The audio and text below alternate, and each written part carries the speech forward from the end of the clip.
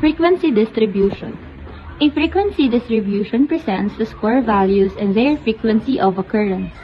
When presented in a table, the score values are listed in rank order, with the lowest score value usually at the bottom of the table.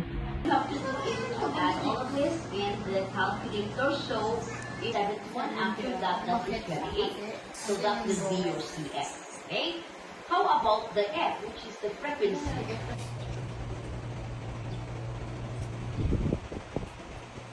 Paano nakukuha yung x? Yung sa classes, itong dalawa dito, ipapag-plus mo yan, tapos i-divide mo to by 2. Kunyari, itong 35 to 39, pag pinag-add mo yan at dinivide mo sa 2, ang sagot ay 37. Ganun lang yan sunod-sunod ka dito. Calculation dito. 25 plus 39 divided by 2, 37. Okay. Paano na nakuha yung fx? Sa fx, ita-times mo lang yung frequency sa x. Ang frequency sa una is 5, and yung x is 37. Bali, 5 times 37, 185. Ganun lang din yung gagawin mo hanggang baba. Paano mo nakuha yung CF? Yung sa frequency, ipagpa-plus-plus mo yan. Halimbawa, 5 hanggang 6. Tapos kung ano yung total nun, ilalagay mo dito sa dulo ng CF. Tapos, pag nandyan na, ima-minus mo yung 57 minus 6, tapos ilalagay mo yung dito. Tapos paulit-ulit lang. Pero, ang paganto. Okay. Thank you. Sige. Uy, paano yung solution sa formula na to? Ito. Yung fx over n, yung fx, 1,204. Dito yung mo yan mahahanap pag pinag-plus mo yung total. Tapos yung sa n, yung total ng frequency, which is 57. I-divide mo yung 1,204 sa 57 and makukuha mo yung sagot na 21.12. Yun na yung mean, 21.12. Tapos, pag median naman yung hahanapin mo, yung 57 na total ng frequency, i-divide mo siya by 2, which is magiging 28.5.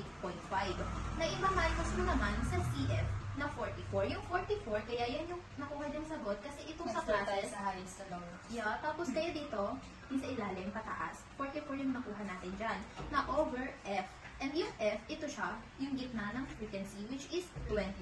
Kaya, 28.5 minus 44 over 20. Tapos, yung 5, yan yung mid. Kaya, 5 dyan, dito yan sa pinagkaanahan nila, yung 35, 30, 25, 20. Ang differences is 5. Tapos, yung LMD naman, which is 19.5, dito yan sa gitna.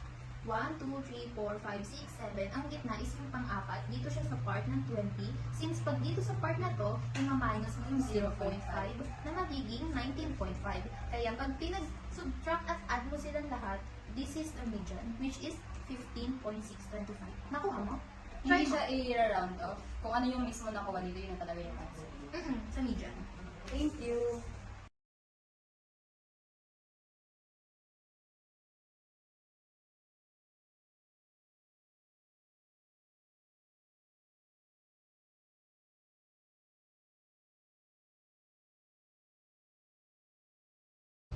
After makuha ng last sa x, anong gagawing solution dito sa x minus mean? Mean ba to? Oo. Itong x na to, di ba ito 37. Ipagma-minus mo siya dito sa 21.12. Try mo. 37 minus 21.12 yung mean. 15.88. Okay. Tapos hanggang baba na siya, ganun din gagawin mo. Tapos dito naman, since same lang sila ng parang equation, squared lang, ita-times lang siya sa sarili niya. Bali, yung naging answer dito, 15.88 times 15.88. 15.88 times 15.88. 252. Okay, gets. Tapos ito naman, ipag-multiply mo siya dito sa F, frequency. Tapos pag nakuha mo na siya lahat, saka mo siya ito total, kaya nakuha ko to. Ito, yung total ng square, 252.1744 times 5? 1 to 60.872. Okay. Etong formula na to, ano yung solution mo? Ito. Itong sa taas, dito mo siya makahanap yung x minus mean squared times f. Pag pinag-plus mo lahat-lahat yan, yung total niyan is 3,906.1408. Dito mo siya i-place sa taas, which is ito. Tapos, yung ilalim niyan, n minus 1, which is yung number na 57. Dito siya kanina sa pinakataas. Yung total ng frequency is 57. Like this, ima-minus mo sa 1, kaya naging 56. So, bali, itong nasa taas, over 56, ay magiging 69.75. Gusto mo i-try?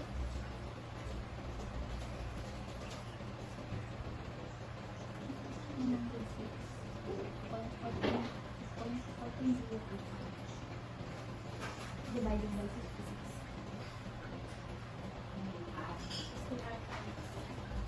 56. Square root of 69.75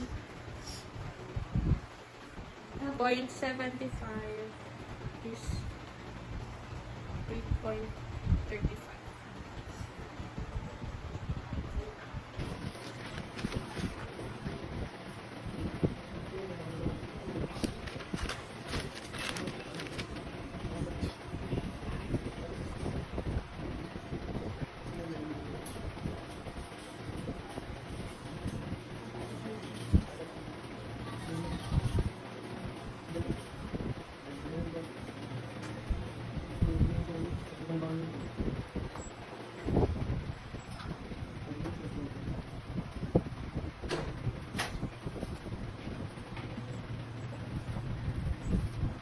Our group will consist of 5 beautiful members, starting from Miss Ascanyan Abriel, Miss Jimeno Micaela, Miss Camacho Bianca, Miss Javier Mary, and Miss Sabale Micaela.